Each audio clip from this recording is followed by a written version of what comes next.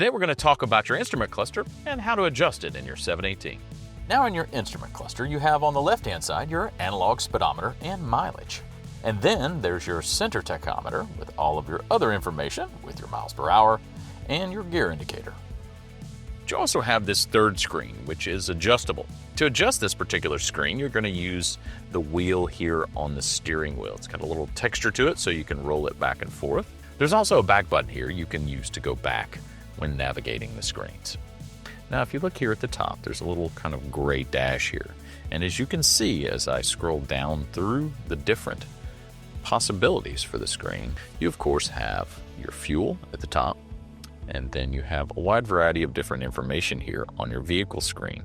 To adjust this, you just push down on the knob, and then of course, you can select Info, and then you can change and look at messages or intervals.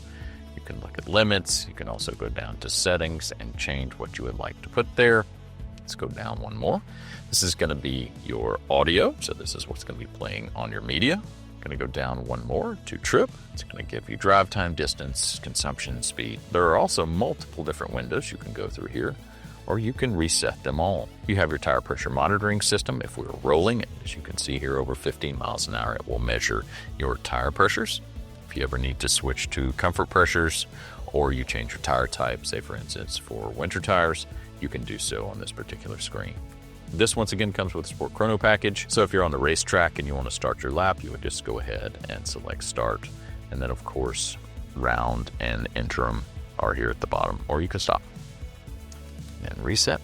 Go back to our main menu here and go down one more. You have gear shift assist. Now this is really great as you're driving along and you're very interested in what gear you're in, RPM, those types of things. We also have G-forces here, and you can see what your maximum G-force was at some point in time while driving the vehicle here. And you also have the opportunity to reset. You now can configure, adjust, and use the instrument cluster in your 718.